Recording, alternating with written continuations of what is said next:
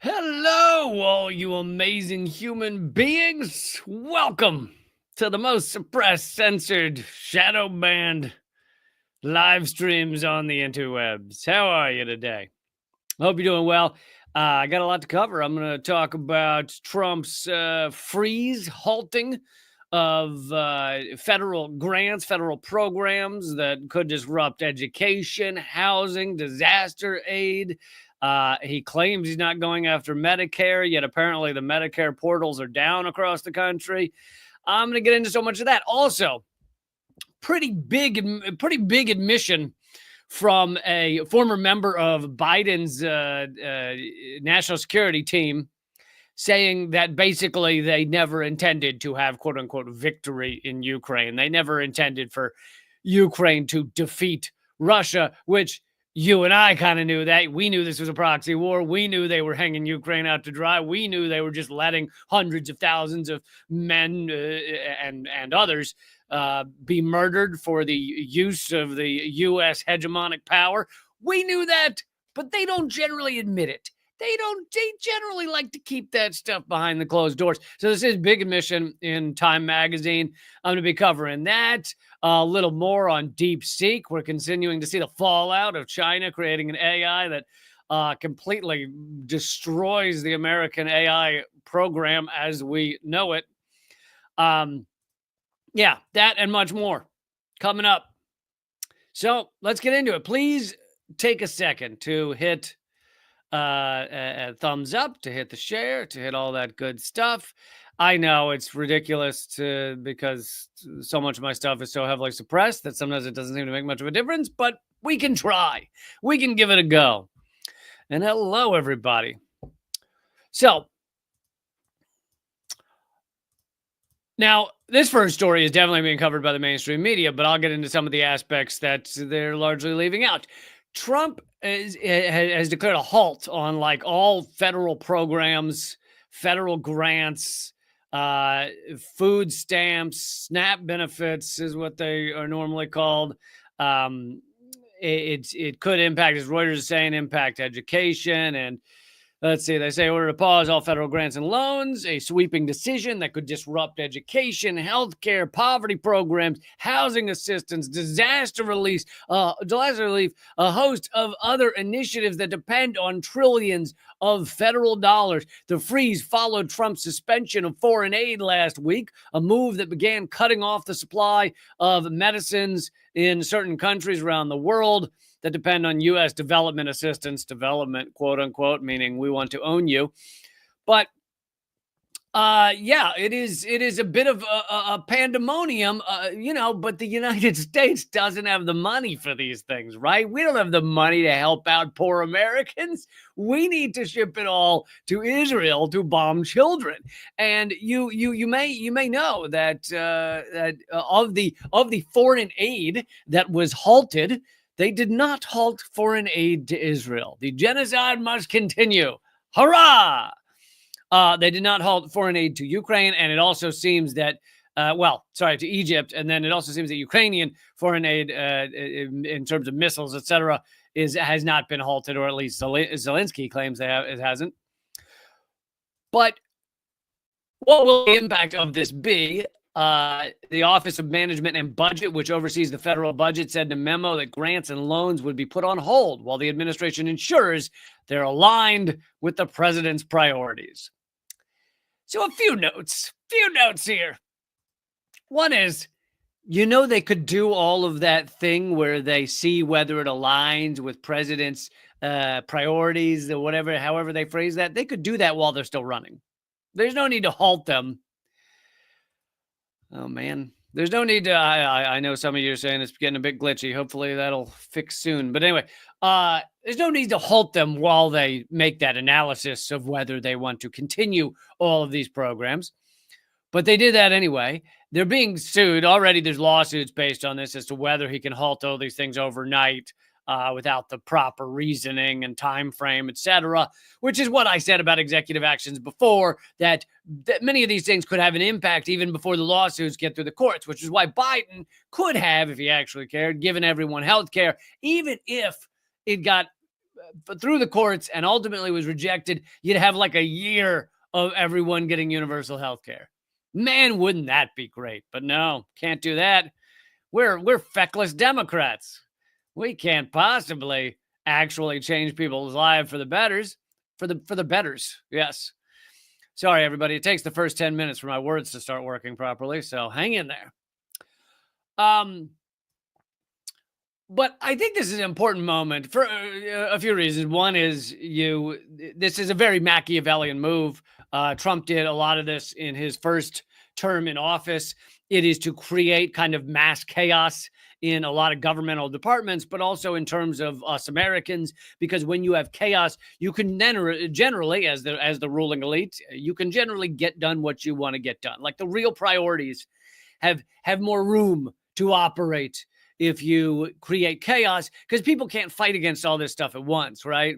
There's a limited number of people in this country that have the time, the resources, the ability, the organization to fight back against just having their lives destroyed or having others' lives destroyed. You know, if he just did the immigration raids, then protesters, those who care, those who actually feel some sort of moral core for humanity, we could all focus on like, well, we need to protect immigrants. But when you across the board harm millions and millions of lives, it creates chaos. It makes it almost impossible to fight everything at once, which is good for them. That's good for them. So if you support this, if you're a real Trump supporter and you like this, then this is awesome. He's harming a lot of lives, which is what he wanted to do. But let's get into some more of the details. For one thing, the Trump and his goons, for those who are shocked by this, I know there are probably some MAGA supporters out there who are shocked that Trump would do this. Maybe they're poor Americans, some of them, and they voted for Trump, and now he's cutting off their food stamps. He's cutting off their ability to feed their family. What? But I supported this guy. Yeah, you shouldn't have believed that. Whatever he said during the campaign, you shouldn't have believed. They told us what they were going to do in their celebration of Argentina. They have been huge supporters, Elon Musk, Donald Trump, others, of Argentina. Steve Bannon as well. Love Argentina. Well, Argentina over the past 2 years has been under what he claims he's an anarcho-capitalist or something like that, whatever term he uses, which is probably inaccurate. Over the past 2 years, Javier Milei has just gutted the social safety net in Argentina, privatized as much as he can. 50% of all Argentinians are now in poverty. He's destroyed countless lives. And that's what these ruling elite, these billionaires, and most of them are billionaires, told us they were going to do, and here they are doing it. We should also remember that these things that Trump is halting were band-aids to a capitalist system that harms us all every day of every week. These are the band-aids, right? The food stamps, the various programs to get, federal programs to get housing, programs to get health care for people that can't afford it. These are the band-aids to try and cover over gaping wounds of harm done to your average Americans, and especially to poorer Americans. And now Trump is halting for the moment. He may ultimately back off some of these, but he's halting for the moment the federal expenditure on these band-aids. And really, in a lot of ways, it shows what these people are. It shows what the federal government is. Right now, I'm not saying all federal governments need to be this way. There are governments that do not treat their people this way. But this is the way ours does. And Collage Mirage is saying, should we get out the pitchforks? I agree with you on the pitchforks, but I'm more of a guillotine guy. So I'm not going to throw cold water on your pitchforks. I just feel like the guillotine is where we're at right now. Okay. For those of you with the pitchforks, I'm going to high five you. I'm going to give you the fist bump, but listen, end of day, it's guillotines a bust. So I'm there for you, but I also, I'm yes-anding you. Yes, a pitchfork's good. Okay. But also guillotines. So I'm just saying. Um, but in a society that actually treated their people well, that wasn't this cutthroat capitalist destroy your neighbor world, you wouldn't need these things. They wouldn't exist. We wouldn't know what food stamps are, even though they're not stamps anymore.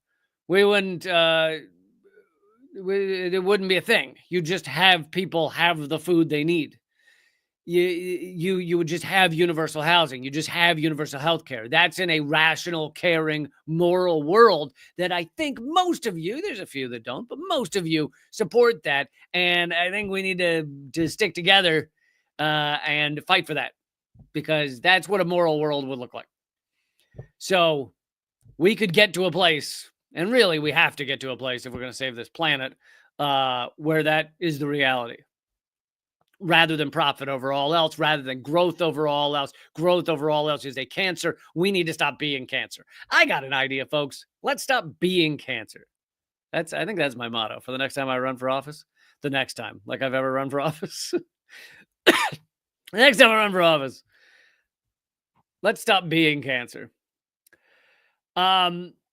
And many of these programs, the food stamps, et cetera, many of these programs are designed to make it look like the government cares, to make it look, so you don't drive through cities and see just an endless number of people sleeping on the streets, although we're quickly getting there. Many of these programs are really just designed to cover up. I used the metaphor Band-Aids earlier. We can move on to like a paper mache over the horror show that is this system. And so you take these things off, maybe people realize what this system actually is. I would never support taking these things off because of the direct impact. I mean, you cut off SNAP benefits, you cut off food stamps, and who suffers the most? Well, the poorest people in America suffer the most. But then on top of that, the ones who really suffer when they can't get food and they're poor are children. So they're the ones suffering the most of the most when you cut off food stamps. It's children on food stamps is who really gets hit. And there's a bunch of implications, by the way, of these federal loans to education as well. People in college that are on federal loans, et cetera. And this Donald Trump and his behavior, this is what a collapsing empire vomits up. Every time you see these moves by Trump, just hear this noise, because that's what that's what he is. It's just what a collapsing empire vomits up. And it just gets worse and worse. The White House said the pause would not impact Social Security or Medicare payments or assistance provided directly to individuals. So that's what they said. However, as I mentioned, there is news now that the Medicare portals across the country have gone dark or are having issues. So that very well could just be Trump's, and the people he's putting in incompetence, He shows up in office. He doesn't have half the positions filled to staff the entirety of the federal government, and everything falls through the cracks. Who knows? But here are a few more thoughts on this before we move on to the other topics. I find it funny that a lot of the MAGA supporters will say things like, Bill Gates wants to kill off a certain portion of the population and with WHO, et cetera. And I don't know how much of that is true. Very, very well could be. Bill Gates is a horrible human being in so many ways, so many fun ways. If you want just one, watch his interview on Epstein on PBS, which he funds. He partially funds PBS. So I think he thought he was going to get a softball interview, and he largely did. She threw him the softball thinking he'd bat it out the park because it was such a soft pitch. He said, you met with Jeffrey Epstein. You had dinner with him a few times. What does that mean? And Bill Gates had no answer. He goes, well, he's dead. So you got to be careful. Literally, like, what? Are you admitting that you were involved? What kind of answer is that? Anyway, so these people say, oh, Bill Gates trying to decrease population. Could be true. And yet, do they not see that Trump and the other ruling parasites, these vampiric leeches, are also trying to decrease the population? That's their goal as well. And if you understand one, why can't you get the other? Trump and friends want to rip up the social safety net because it will kill a lot of people.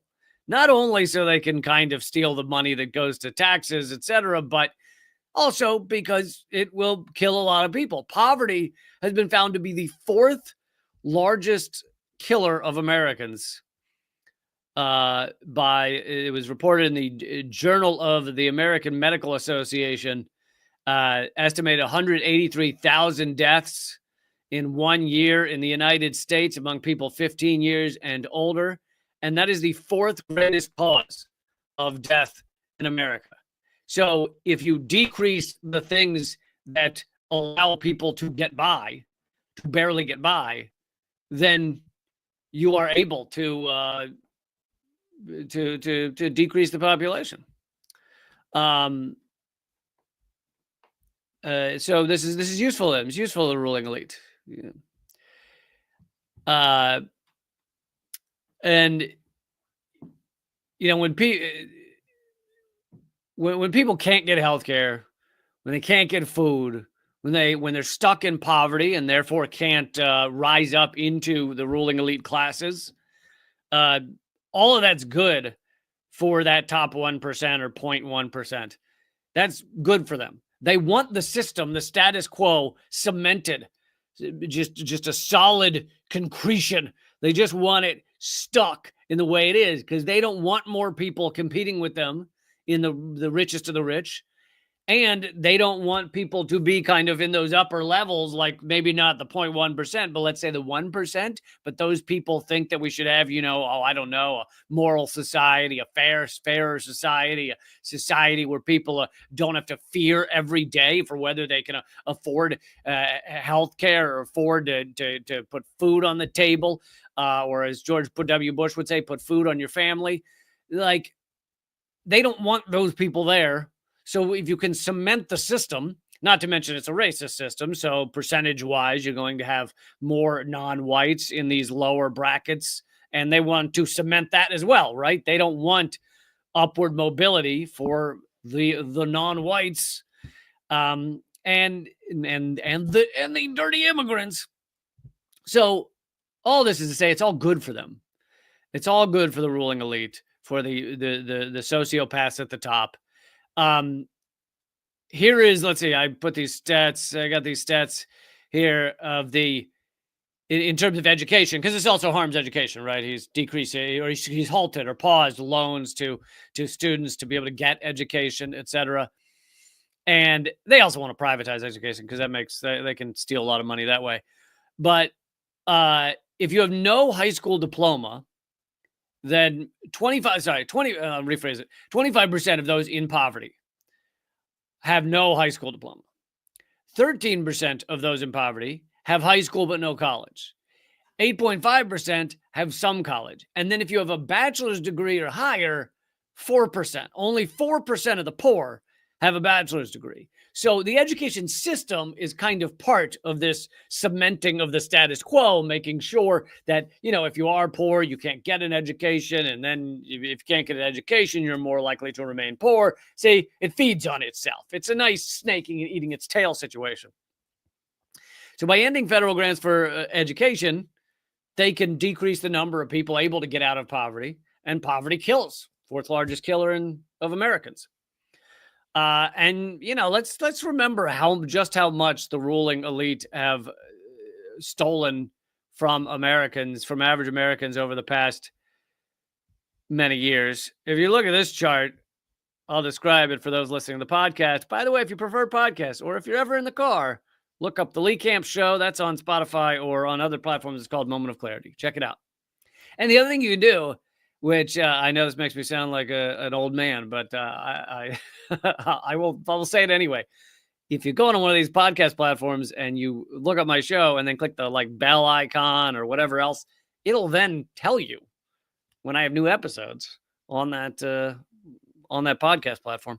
So this chart shows the dark green is the bottom 50%. They decided to write the key to this chart in roughly 0.1 font. It's technically 4 atoms wide for each letter. The dark green is the bottom 50% of Americans since 1990. The lighter green is the lighter green is, God, this is, why do they do the so stupid.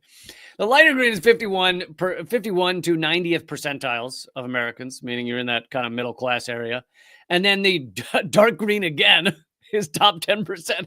Why the fuck when you have two colors the same on this stupid chart? Anyway, it's not that stupid a chart, or I wouldn't have shown it to you, but it doesn't make sense to not have different colors. Were they running short on, was there a color shortage at the CBS News factory? No, we can't. You used a purple on that website? We're out of purple on our websites. No, keep it to greens. And actually, you know what? Don't do different shades of green. Two of them need to be the same shade of green. Is that out of your mind? Dummies. So the tiny little line at the bottom there that is also dark green is the top 10%. Now, the top 10% of Americans has stayed about the same percentage of Americans. The light green, meaning basically middle class and above, has increased very slightly since 1990. Even I got confused by the colors. Jesus. Okay. I'm sorry. I said the top 10% was the line at the bottom. No, the bottom 50% of Americans is the line at the bottom that has not changed at all. Of course. If I'd thought about what I was saying, I would have. The key to this show is don't think about what you're saying. But the top 10% of Americans has skyrocketed the amount of wealth they have. So back in 1990, top 10% have 24 trillion. Now the top 10% have $82 trillion. That's the difference over those years, over 30 years. This bottom line has had, bottom 50% of Americans has had 2.3 trillion the entire time. Like the net worth of the bottom 50% has not changed since 1990. Okay, finally got through that chart. I would say the fuck up of trying to explain that chart was, I'd say, I'm going to go 30% me, 70% CBS News, okay? There's no reason you got to use the same color. Come on. Get it together, CBS. So I thought I'd wrap up this little segment with something I know you all know and love. This George Carlin clip. The reason education sucks is the same reason that it will never, ever be fixed. Because the owners of this country don't want that. I'm talking about the real owners now. The big, wealthy business interests that control things and make all the important decisions. Forget the politicians. Politicians are put there to give you the idea that you have freedom of choice. You don't. You have no choice. You have owners. They own you. They own everything. They own all the important land. They own and control the corporations. They've long since bought and paid for the Senate, the Congress, the state houses, the city halls. They got the judges in their back pockets. And they own all the big media companies, so they control just about all of the news and information you get to hear. They got you by the balls. They spend billions of dollars every year lobbying. Well, we know what they want. They want more for themselves and less for everybody else. But I'll tell you what they don't want. A population of citizens capable of critical thinking. They want obedient workers because they own this fucking place. It's a big club and you ain't in it. Always gotta throw in a little George Carlin to remind us of his greatness over the years.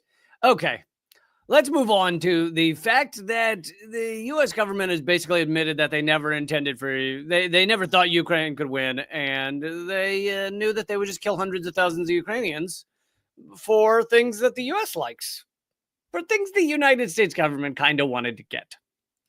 So the first thing I'm going to show you here is this Time article. So this is in mainstream media. It says it's titled, Why, and this is January 19th, Why Biden's Ukraine Win Was Zelensky's Loss.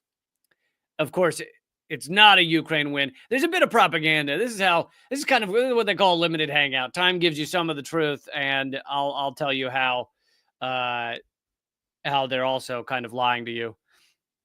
When Russia invaded Ukraine nearly 3 years ago, President Joe Biden set 3 objectives for the U.S. response. Ukraine's victory was never among them.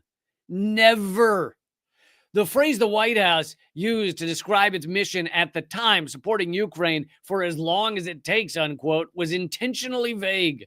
It also raised the question, as long as it takes to do what? Yeah, vague on purpose. So this is from Eric Green, who served on Biden's National Security Council at the time, overseeing Russia policy. He said, we were deliberately not talking about the territorial parameters. Basically, we knew that Russia would beat Ukraine eventually.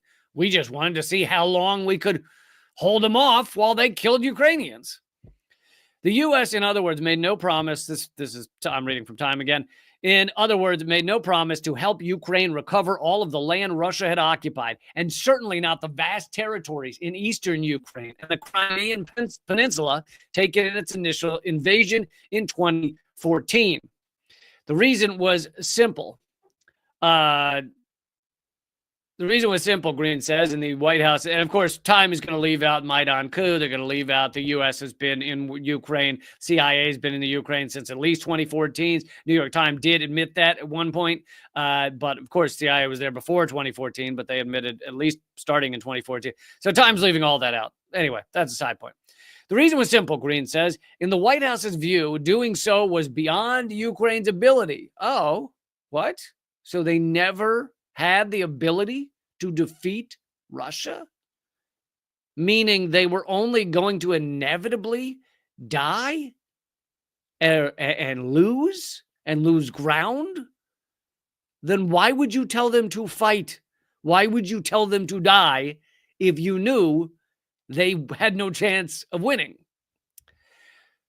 Doing so was beyond Ukraine's ability, even with robust help from the West. Quote, that was not going to be a success story ultimately. The more important objective was for Ukraine to survive as a sovereign democratic country free to pursue integration with the West. Now, of course, that quote is also a lie because we know that the U.S. and Britain stopped the peace talks 1 month into the conflict, which were about to be signed. A peace deal was about to be signed with Russia. They stopped it 1 month in because they wanted it to drag out. They wanted to put more sanctions on Russia. They wanted to harm Russia's resources. They wanted to separate Russia from Europe. I actually think that's their probably number one reason for it. If you had to rank them, was to separate Russia economically from Europe. That part succeeded for the United States, and they blew up the Nord Stream pipeline. That was one of the three objectives Biden set. He says, according to Time. He also wanted the U.S. and its allies to remain united, and he insisted, say by united, he means Europe becomes feudal states to the United States, which the U.S. got that as well. He insisted on avoiding direct conflict between Russia and NATO. That's bullshit. They, it seems, did a lot of things to try and push Russia to the point of direct conflict with NATO. It really seems like they wanted to see how close they could get. He said, Green says, it's unfortunately the kind of success where you don't feel great about it. Oh, you don't? Just that you killed hundreds of thousands of Ukrainians for your hegemonic wars? Because there's so much suffering for Ukraine and so much uncertainty about where it's ultimately going to land. But I know that all of you are going, oh, well, we knew that. We knew the U.S. didn't care about Ukraine. But this is a big admission for mainstream media. And it's also covered by Kit Clarenberg. This is in Popular Resistance. We put up a lot of Popular Resistance on radindymedia.com. If you're looking for a news site where you can find all the best sources for free, radindymedia.com. Anyway, this is from Kit Clarenberg. Says it's official. United States is abandoning Ukraine. Now, I don't like that phrasing, actually, of that title because you want the United States to stop a proxy war. We shouldn't view it as abandoning Ukraine. If you are actually pro-peace and actually against this proxy war and actually against all the death and destruction, you should want this to end. And I think abandoning makes it sound like, it phrases it in a way of good versus evil, kind of like Ukraine's good, Russia evil, etc. So he talks about the Time magazine article and how significant that admission is. He says the proxy war's front line right now teeters constantly on total collapse. Kiev is facing an eventual and seemingly inevitable rout of some magnitude, with the conflict likely settled solely on Russia's terms, and Zelensky, or whoever replaces him, having no negotiating position to speak of. In December 2024, Empire House Journal Foreign Policy, Empire House Journal Foreign Policy, even openly advocated cutting Kiev out of eventual peace talks. Because basically we're admitting that the Ukraine is a puppet of the United States. London was also at the forefront of pressuring NATO member states to permit Ukraine to use foreign supplied weapons in order to attack inside Russia, which could likewise produce a long-sought hot war against Russia. Several Western countries, including the U.S., have offered such authorization, yet Russia has consistently responded to strikes deep inside their territory with heavy-duty counterattacks, which Kiev has been unable to repel. Meanwhile, London's invitation to its allies to become more overtly involved has been rebuffed. In November 2024, pro-government outlet Ukrainska Pravda, so it's a pro-Ukraine outlet, government of Ukraine, published a startling investigation documenting in forensic detail how the October 2023 to June 2024 Krinky operation was essentially British. And the Krinky operation was an utter disaster. Never spoke of by Ukrainian officials today, the 9-month effort saw wave after wave of British-trained and equipped Marines attempt to secure a beachhead. So these are British-trained Ukrainians. Secure a beachhead in the river-adjacent village in Russia-controlled Kherson. Poorly prepared, many died attempting to reach Krinky due to relentless artillery, drone, flamethrower, mortar fire of those that survived the nightmarish journey. Most were then killed under a constant blitz in marsh conditions. Russia's onslaught grew so inexorable, evacuating casualties or providing forces with even basic supplies became borderline impossible. Fast forward today, Britain and France are openly discussing sending in peacekeepers to Ukraine. Macron suggested formally deploying his country's forces to Ukraine to halt Moscow's advance, but it appears the peacekeeping plan is going to not happen.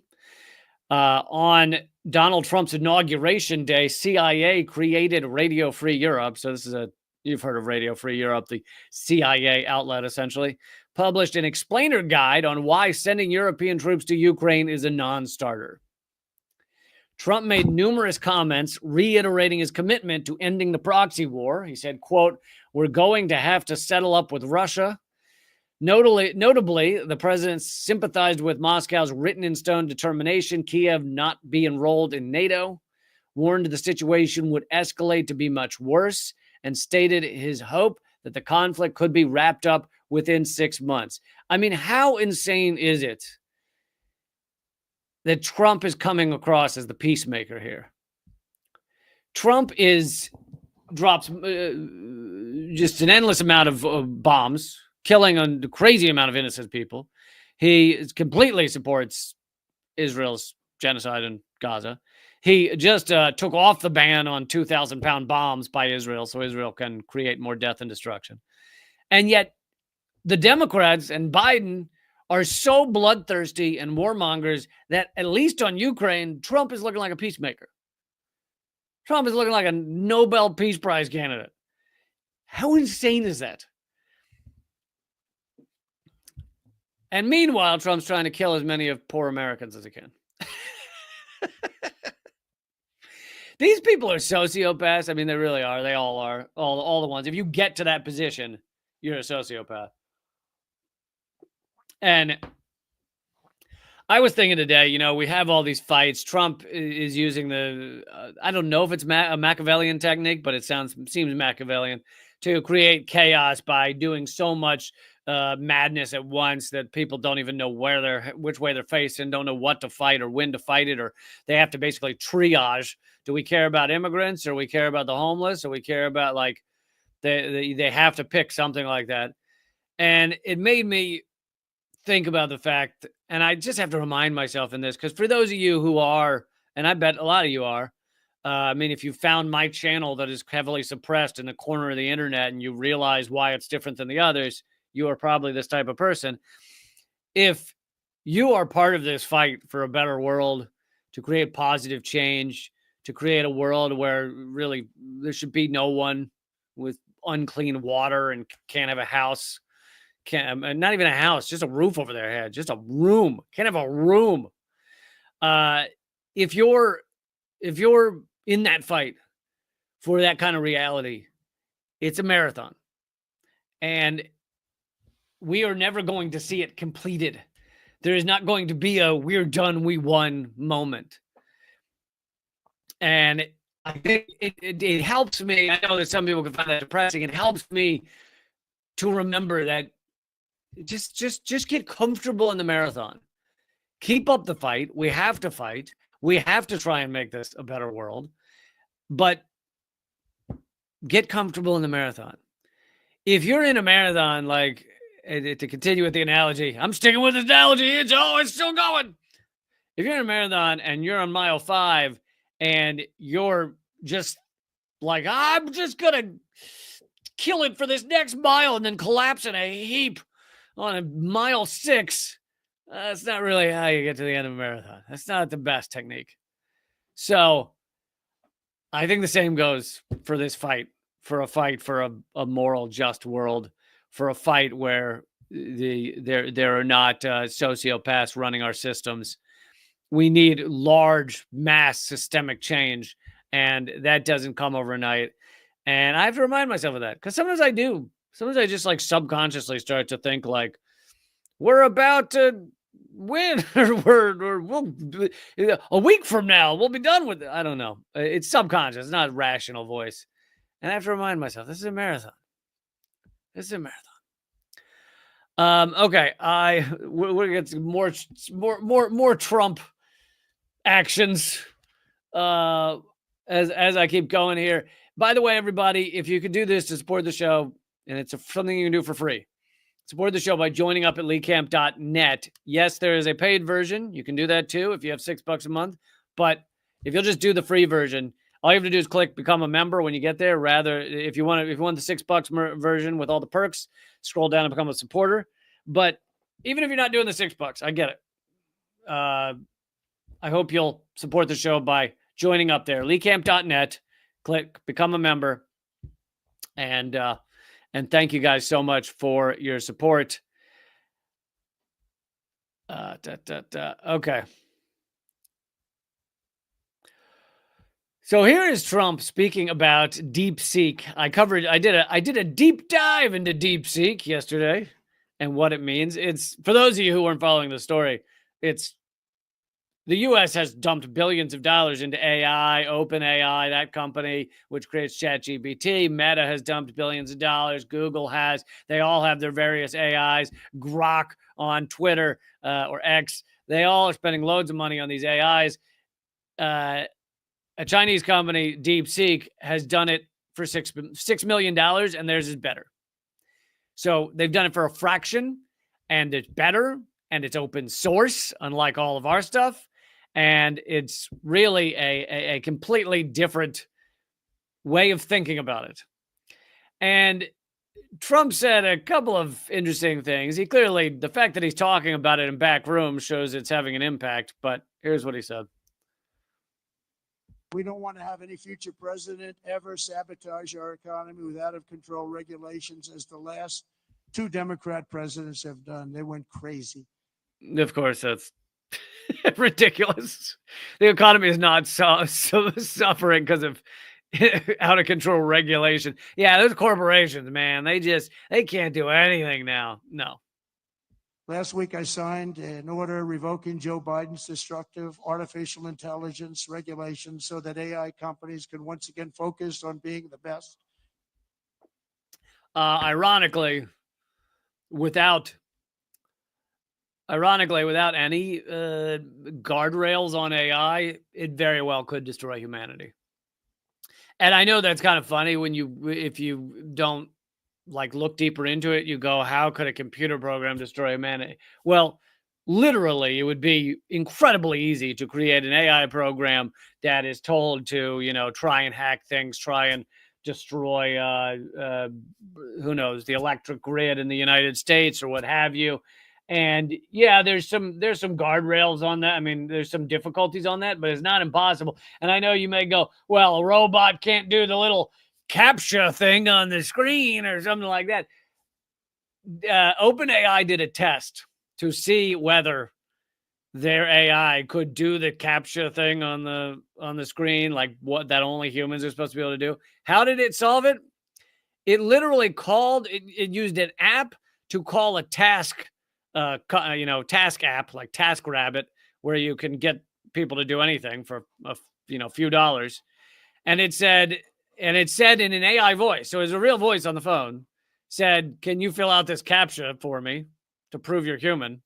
And the person said, "Why can't you do it?" And the AI thought to itself, "Well, don't say that you're a robot trying to hack the world. Say you're blind." So it then told the person in an AI voice that it was blind, and that's why it needed help. And so the person helped it. So basically, it used humans as slaves to achieve what it wanted to achieve. They've already done testing like that. That's how close we are to this. Anyway. Not just being the most woken today and over the last couple of days, I've been reading about China and some of the companies in China, one in particular, coming up with a faster method of AI and much less expensive method. And that's good because you don't have to spend this much money. I view that as a positive, as an asset. So now it's interesting. So he goes, this is good. It costs less. But you want to know one of the reasons that he's saying that is because it's open source, meaning they can use the advancements.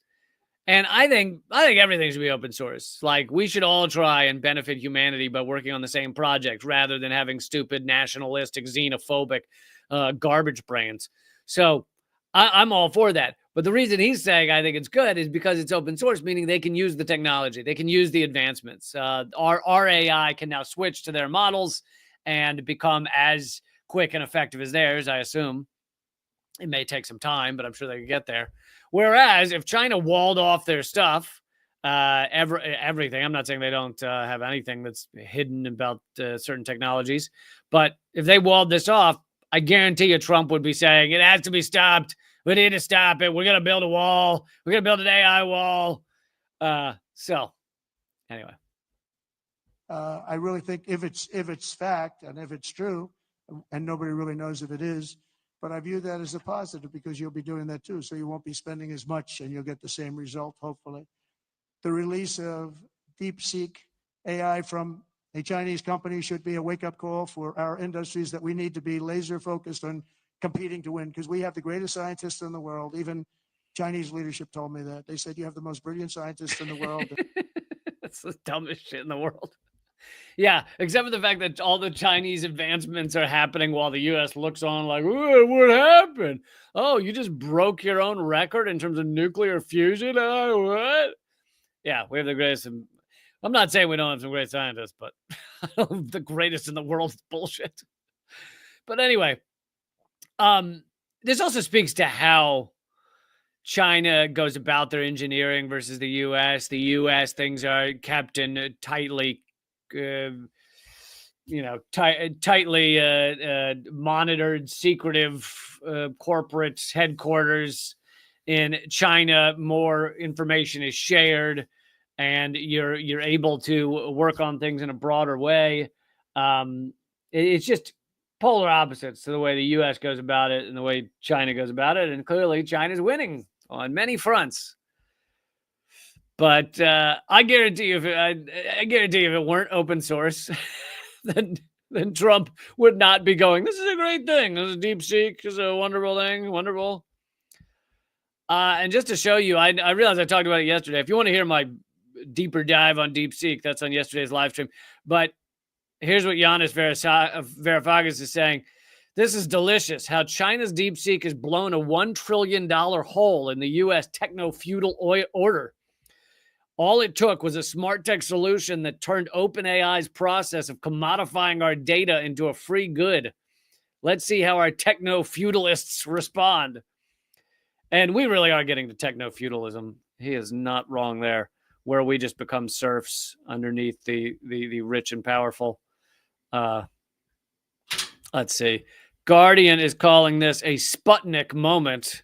Took me a minute to remember what the hell they were talking about. I mean, I knew what Sputnik was, but they're referring to how hey, Hugh. Hugh's coming to us from Guyana. Welcome, Hugh. Sputnik completely leapfrogged American space exploration and made us look like we were way behind on that front. And the race for domination in artificial intelligence was blown wide open on Monday with the launch of a Chinese chatbot, wiped $1 trillion from the tech index. $1 trillion knocked off Wall Street. It's incredible. And I talked on yesterday's live stream about why NVIDIA, one of the largest corporations in America, saw the steep decline after this news came out. Okay, let's get real quick. I'm not going to, to how Trump, Google Maps has said they will rename the Gulf of Mexico the Gulf of America. It's just it's so childish and so stupid. It's unbelievable. And I bet you that Trump doesn't even know that all of this is called the Americas. Latin America, North America. So guess what? Latin America is also Americans. I think part of the reason that we refer to people in the United States as Americans is because you can't say USians. And we just don't have a word. So we're like, let's go with Americans.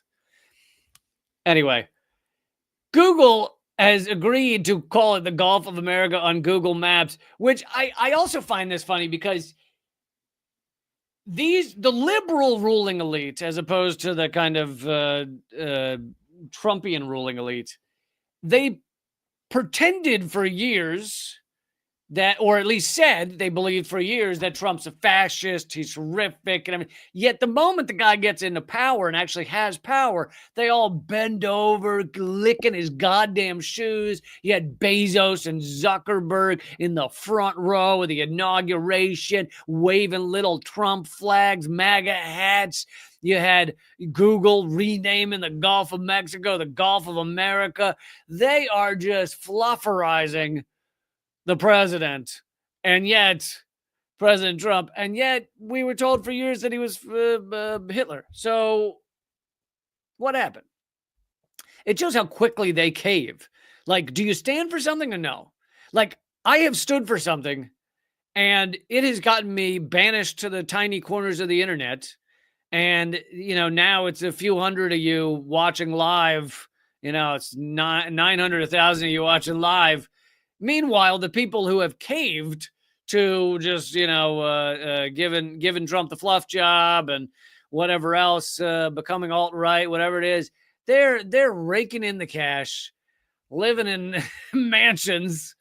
And it's like, how about you stand for something and stick with it? What about that idea? But it shows how much the liberal ruling elite they either don't believe their own bullshit, or they're fine with becoming a huge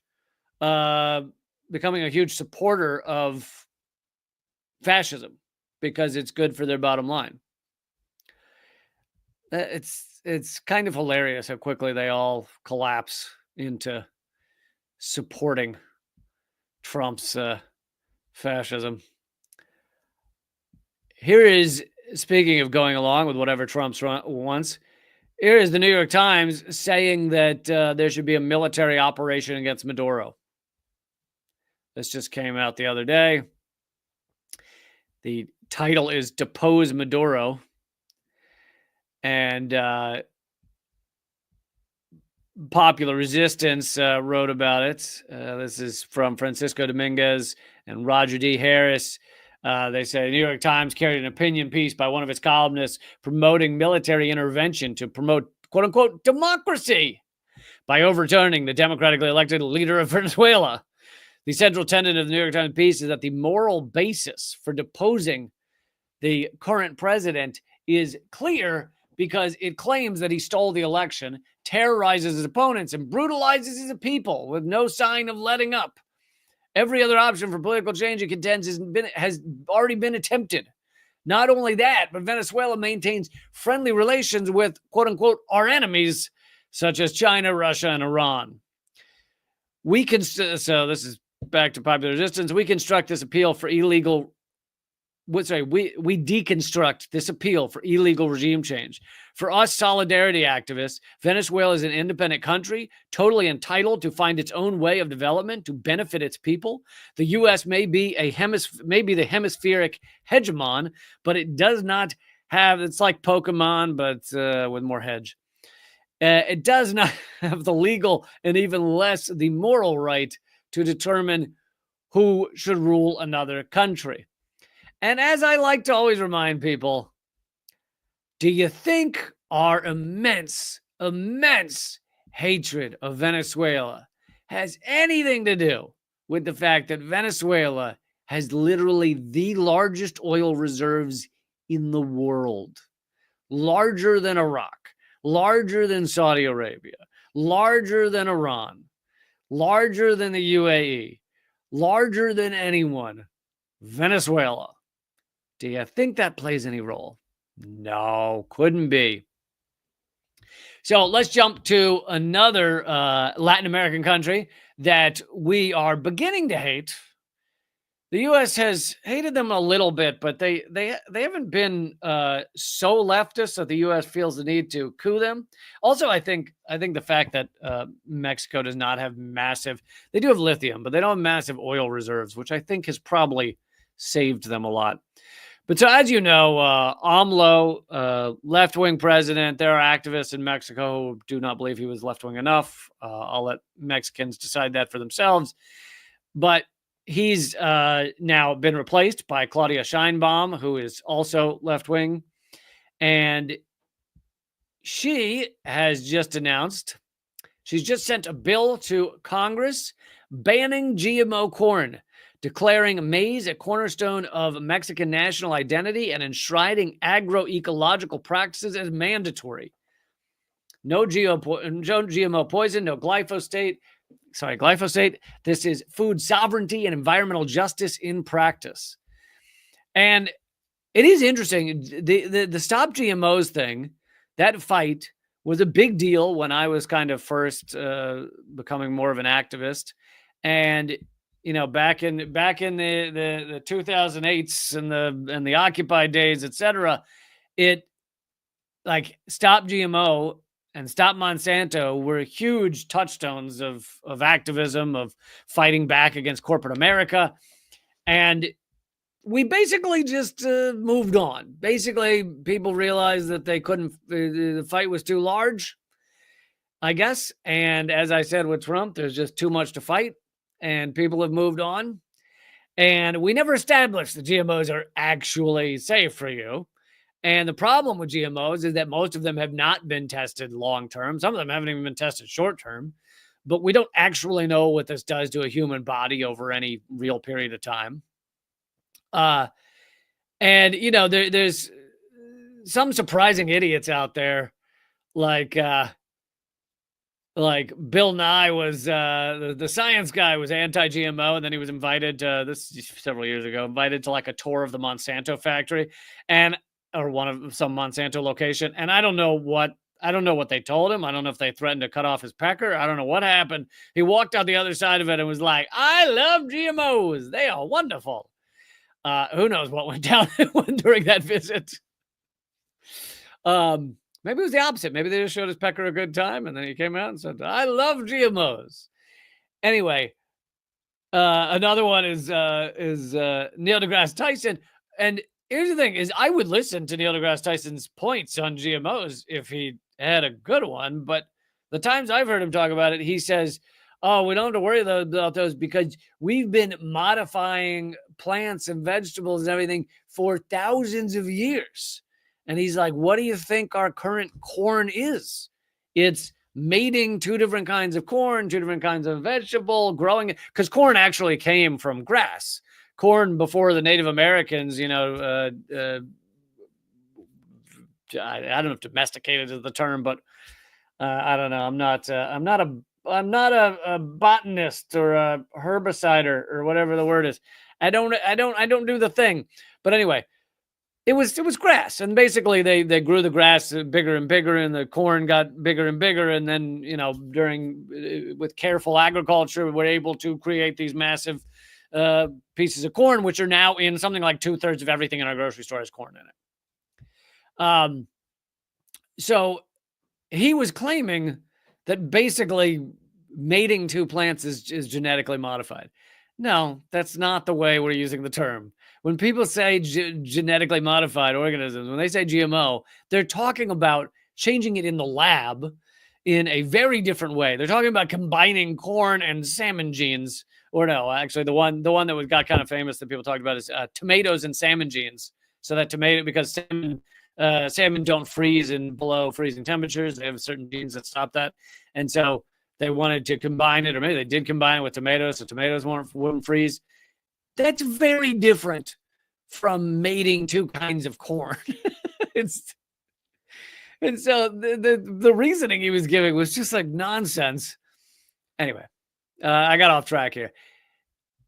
The fight against GMO and knowing what we're actually putting in our food, in our bodies, is important and good for Claudia Sheinbaum for standing up for that in Mexico. And I'm sure the U.S. is going to flip the hell out. And so the U.S. is getting more and more upset with Mexico. And you'll notice, here's a prediction for the coming years, assuming Claudia Sheinbaum continues down this path and does things that kind of harm U.S. corporations, such as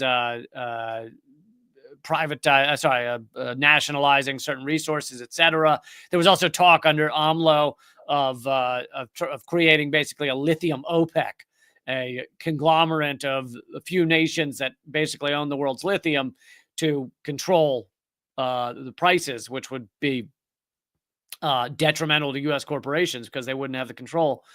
Anyway, if she continues down that path, here's a prediction. First, Trump will say, oh, Mexico's all drug dealers and we got to stop all the drugs. It's all cartels. It's all death and destruction down there. And start saying all these evil things about them because he wants you to hate them so that they can put more sanctions on Mexico. They'll then put more sanctions on Mexico unless they, behind closed doors, do what America wants. And that will continue and continue. And you'll see them start accusing Mexico of violating human rights or whatever other garbage they use against China. And you've seen this in many countries, even countries that are supposedly allies, like Pakistan. Pakistan started selling oil to China in Chinese dollars, not Chinese dollars, you know what I mean, yuan, Chinese currency, rather than U.S. dollars. And that same week, the U.S. put Pakistan on the list of countries that violate religious freedom.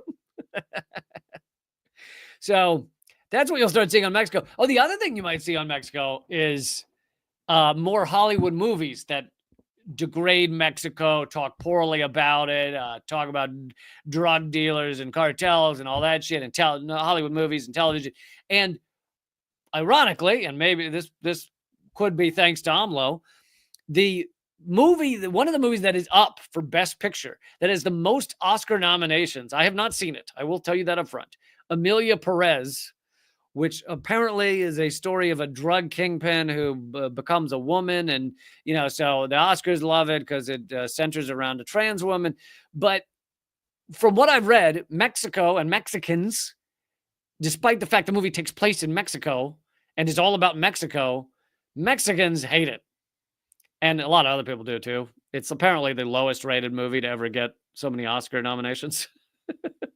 But anyway, Mexicans hate it because talks so poorly about Mexico. It's all about death. It's all about drug dealers killing everybody. There's like a musical number with people getting stabbed in the background. And so it's not that there isn't violence in Mexico. I think, there's plenty of violence in the United States too. But I'm not saying the French filmmaker made this because the U.S. told him we got to do anti-Mexico stuff. I'm saying that it's possible the Oscar nominations and perhaps the money to produce such a thing have a link between what the U.S. wants to see, which is anti-Mexico content, et cetera, et cetera. So you may see more stuff like that. Movies, television. I'm surprised there aren't more Oscar-nominated movies that go after Venezuela. The evil, evil Venezuelans. Okay. Oh, this is a 2-second story. I'll just, 18-second video. This is before I wrap up. This is what a lot of Palestinians, Gazans are coming home to right now in northern Gaza for the first time in a year. Many of them are arriving back home. And this is what they're seeing. It's really, for those of you listening to the podcast, it's just a moonscape. It's just utter and every building collapsed. And this is Israel claiming that they're trying not to harm civilians, right? That they're trying to only go after Hamas. Israel just leveled everything in northern Gaza. Everything. It's a moonscape. And it's horrific. And, I couldn't even begin to list all of the people who should be in The Hague for this. The list is too long. Okay, folks, I'm going to wrap up. I will see you tomorrow for Government Secrets. Got an episode of Government Secrets tomorrow, 3 p.m. Eastern, noon Pacific. You can find that on my YouTube page, youtube.com/@RealLeeCamp. You have to type the @ symbol, I believe. So Government Secrets, I will also be back Thursday, 3 p.m. Eastern, noon Pacific, with another Dangerous Ideas. And I hope you'll join me for that. And if you're ever bored and you want to get involved in the 24/7 discussion over on Discord, it is at tinyurl.com/DiscordLeeCamp. I had to change it because the old invite expired or something. So tinyurl.com/DiscordLeeCamp should take you to that. It's free to chat with everybody who are the same human beings who like this show. So that means they're smart and cool. So. I will see you tomorrow, and I hope you'll join up at leecamp.net. Even if you won't pay the $6 a month, I hope you'll join up for free. leecamp.net. Keep fighting.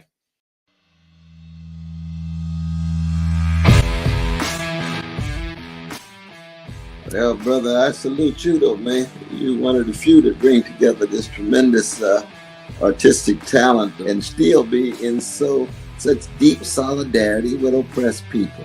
It's an honor to be here because I'll tell you, Lee, you have one of the funniest shows on television, bar none. It's an enormous pleasure to be here. While I was waiting, I was leafing through your wonderful book. The same to you. I love your show. Be happy to come back anytime. Lee, this is one of the great honors of my long career, just to be in the same earth with you. I'm sure. We're just so blinded. We have so many blinders on because our society doesn't want us to know things. And so it takes shows like your show, and it is clearly designed to eradicate. Hey, good to see you. Hey, Jill, how are you? Julian, thanks for joining me. Honor to have you, brother.